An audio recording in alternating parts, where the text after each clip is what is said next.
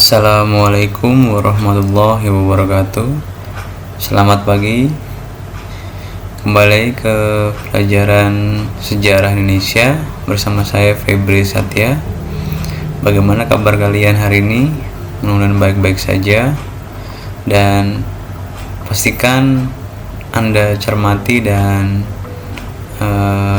ikuti pelajaran sejarah Indonesia kali ini mengenai sejarah zaman pergerakan nasional, khususnya mengenai politik etis di Indonesia.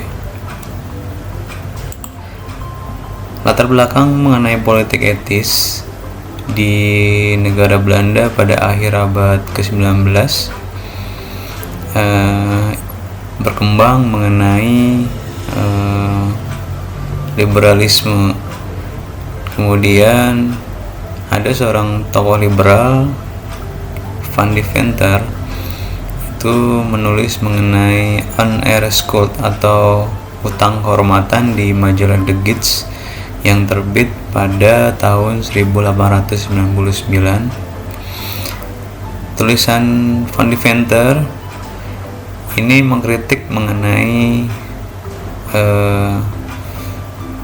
kejamnya Belanda yang tidak memperhatikan kesejahteraan penduduk Bumi Putra di Nusantara.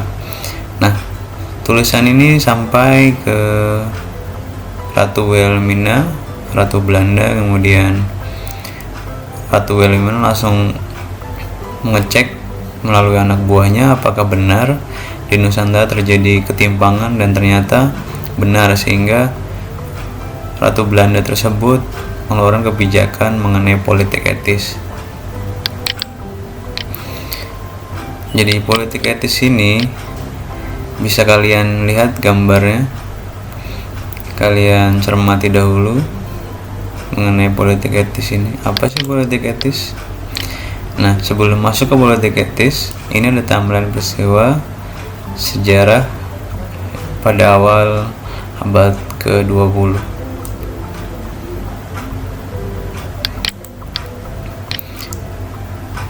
Di sini ada sedikit peta konsep mengenai zaman pergerakan nasional.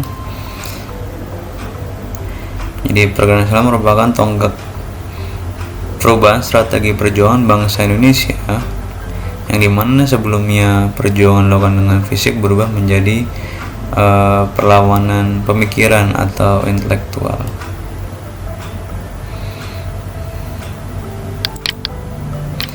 Nah, di sini muncul politik etis dan kebangkitan nasional Indonesia. Jadi, menurut Van Deventer, pemerintah Belanda harus melakukan balas budi kepada pemerintah dengan melakukan 3 hal, yaitu irigasi, edukasi, dan imigrasi. Tadi politik etis artinya suatu pemikiran menyatakan bahwa pemerintah kolonial memegang tanggung jawab moral bagi kesejahteraan penduduk Bumi Putra di Nusantara. Yang pertama ada irigasi, membangun dan memperbaiki pengairan dan bendungan untuk keperluan pertanian. Kita tahu bahwa Nusantara atau Indonesia merupakan negeri agraris, ya, sehingga banyaknya air diperlukan bagi para petani di Nusantara. Yang kedua ada edukasi. Nah, edukasi di sini bagaimana penduduk Bumi Putra dapat mengakses pendidikan, sehingga pada waktu itu maksud Belanda agar Belanda juga bisa memanfaatkan tenaga para Bumi Putra di bidang pemerintahan.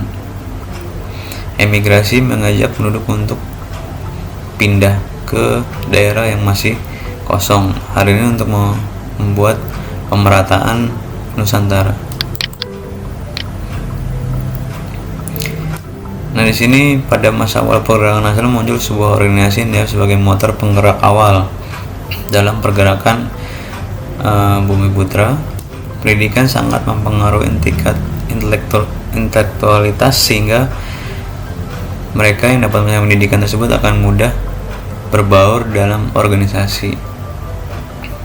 Jadi kebangkitan nasional adalah periode paruh abad pertama pada awal abad ke-20, di mana rakyat Indonesia mulai menumbuhkan rasa kesadaran nasional sebagai orang Indonesia. Jika kita baca buku sejarawan Robert Van Niel yang berjudul Elit Modern Indonesia, di situ disebut bahwa tokoh-tokoh seperti Sutomo, Ciptomangunkusumo, Raden Mas Suwardi Sudaningrat, Daud Dekker, Soekarno, Hatta merupakan orang elit modern atau biasa disebut pria baru. Hal ini untuk membedakan pria lama yang hidupnya tidak memikirkan mengenai bagaimana Indonesia ke depan. Pria baru ini cenderung untuk memikirkan bagaimana rakyat Indonesia bisa terlepas dari belenggu penjajahan. Nah, di sini faktor-faktor menyebabkan munculnya pergerakan, ada faktor eksternal yaitu adanya All India National Congress 1885 dan pemahaman Gandhi, Mahatma Gandhi India, ada yang gerakan Turki Muda, ada yang kemenangan Jepang atas Rusia, sehingga membuat Indonesia mengalami motivasi adanya gerakan dari luar. Terus kemudian muncul adanya paham-paham baru seperti liberalisme, demokrasi, dan nasionalisme. Faktor internal adanya penjajahan yang mengakibatkan penderitaan dan kesengsaraan, kemudian adanya kenangan kejayaan pada masa lampau, pada masa Sriwijaya dan Majapahit. Kemudian munculnya kaum intelektual yang nantinya akan menjadi pemimpin pergerakan nasional dan pers pada masa pergerakan nasional. Nah, di sini organisasi pergerakan yang hadir memenuhi kontestasi pada masa pergerakan nasional diantaranya ada Budi Utomo, Sarekat Islam, dan Indonesia Partai. Budi Utomo sebagai pengawal atau pelopor organisasi pergerakan pada masa perjuangan Indonesia berdiri pada tanggal 20 Mei 1908 yang di kemudian hari nanti sekitar di tahun 1948 Soekarno menjadikan hari lahirnya Budi Utomo sebagai hari kebangkitan nasional. Kemudian tujuannya untuk memilih kebudayaan Jawa, bentuk organisasi pada perkembangan sosial politik. Tokoh-tokohnya ada Dr. Wahidin Sudirosodo, Dr. Sutomo, dan Dr. Ciptomangunkusumo. Kemudian ada Sarekat Islam berdiri 16 Oktober 1905 oleh Haji Samanhudi dan juga Raden Mas Tirto Suryo. Kemudian ada Ciptomangunkusumo. Dan yang ketiga ada Indonesia Partai yang memiliki tujuan Indonesia Merdeka. Kemudian tokohnya ada 3 serangkai, Ciptomangunkusumo, Ki Hajar Dewantara, dan Daud Dekker.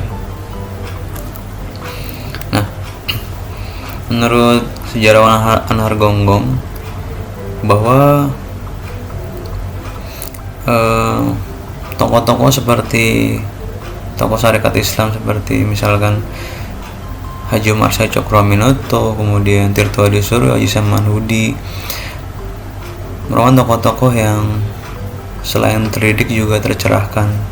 Mengapa disebut demikian? Karena mereka ini selain terdidik tetapi mereka bisa membangun motivasi, kemudian menggugah para bumi putra, para rakyat grassroots di kalangan bawah bisa berpikir bagaimana Indonesia ke depan, bagaimana Indonesia bisa merdeka.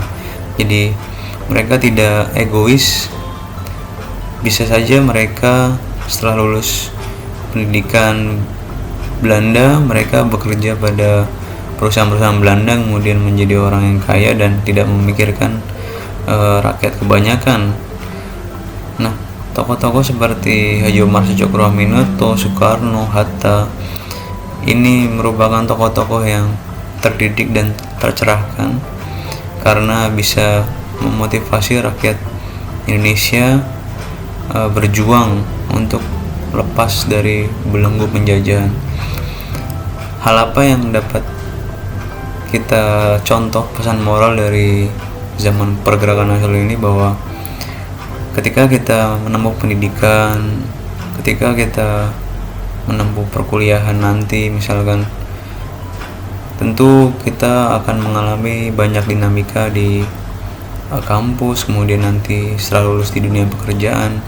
Nah, kita bukan menjadi orang-orang yang hanya biasa-biasa aja, artinya bahwa kita harus tetap pada prinsip bahwa harus membangun Indonesia menjadi lebih baik.